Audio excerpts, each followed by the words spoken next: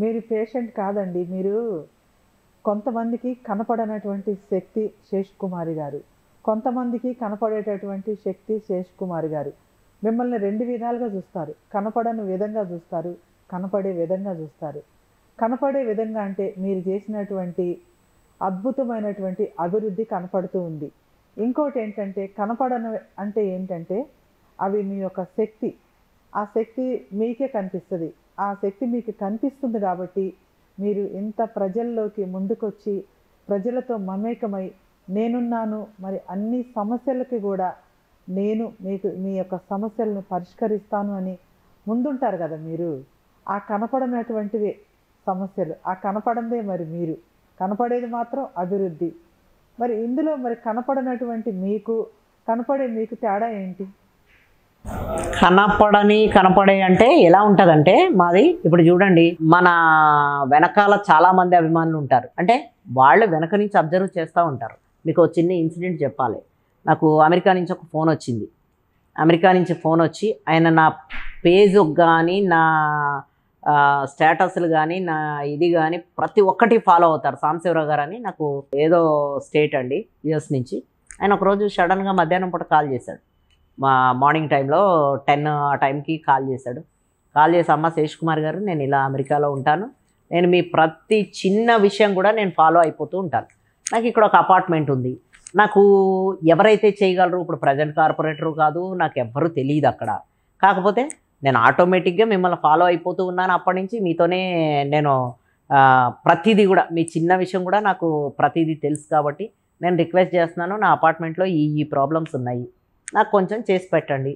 అంటే ఇక్కడ కాంటాక్ట్ ఎవరు సార్, మరి మీరు అక్కడి నుంచి ఫోన్ చేస్తున్నారు, ప్రతిదీ మీరు ఇక్కడి నుంచి కాంటాక్ట్ అవ్వలేరు కదా అంటే, సరే నేను ఒక ఆయన్ని ఆ అపార్ట్మెంట్లో ఎవరైతే ఒక సెక్రటరీ గారు ఉన్నారో ఆయన పంపిస్తానమ్మా, నాకు కొంచెం ఈ పనులు చేసి పెట్టాను. ఈరోజు మీరైనా వెళ్ళి అడగచ్చు.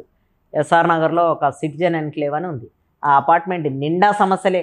అది వాటర్ వచ్చి 7-8 సంవత్సరాలు అయింది అక్కడ. ఇంకేదో రోడ్లు ప్రాబ్లం ఉంది, లైట్లు ప్రాబ్లం ఉంది, అన్నీ ఉన్నాయి.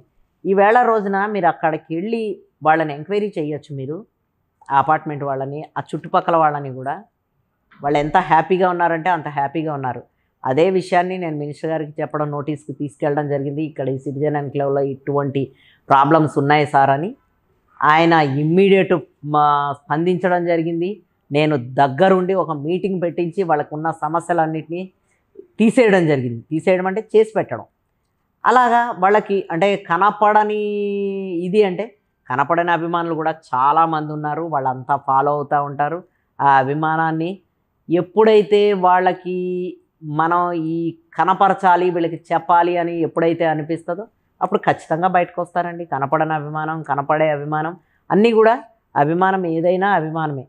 కాబట్టి ప్రజలంతా కూడా చూపించే అభిమానం అది అమృతంతో సమానం అండి. అది మనకు ఒక ఎనర్జీ ఇస్తుంది, ఒక పవర్ ఇస్తుంది, ఒక మనకి ఏంటంటే ఒక మనిషిని నడవడానికి అనేది ఒక శక్తిని ఇస్తుంది అన్నమాట. దాన్ని అలా కాపాడుకుంటూ రావడమే మన డ్యూటీ. దాన్ని ఎక్కడా కూడా తగ్గనీయకుండా, టెంపో తగ్గనీయకుండా ఇదే రకంగా మేము చేసాము. మన శ్రీనివాస్ యాదవ్ గారు ఎమ్మెల్యే ఎలక్షన్స్ చేశాము.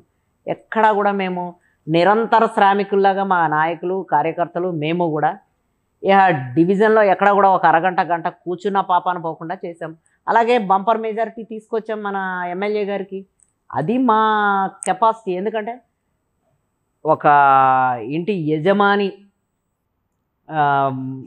చక్కగా ఉన్నాడు అంటే ఇల్లంతా బాగున్నట్టే కదా.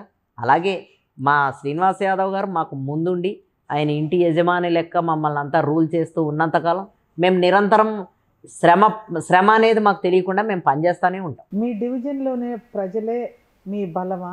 మీ డివిజన్లోనే ప్రజలే మీ బలహీనతలా? బలహీనం అనేది రాకపోవచ్చు. నా బలం అయితే మాత్రం మా డివిజన్ ప్రజలు, మా నాయకులు, కార్యకర్తలు అందరూ కూడా నా బలం అండి. నాకున్న ఏకైక ఇది సపోర్ట్ ఎవరన్నా ఉన్నారు అంటే కనుక మా డివిజన్ కార్యకర్తలు, నాయకులు, డివిజన్ ప్రజలునండి.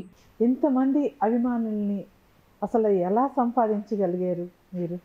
ఇంతమంది, ఒకళ్ళు కాదు, ఇద్దరు కాదు, ఎక్కడ పట్టినా ఎవరిని అడిగినా కానీ కూడా శేషకుమారి మేడం, శేషకుమారి మేడం అంటారు.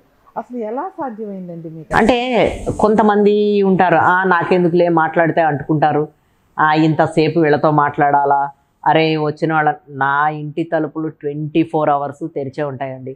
నా కారు నా గుమ్మం ముందు ఉన్నంతసేపు కూడా రోడ్డు మీద వెళ్ళే ప్రతి ఒక్కళ్ళు ఇంట్లోకి వచ్చి ఒకసారి పలకరించి వెళ్తూ ఉంటారు.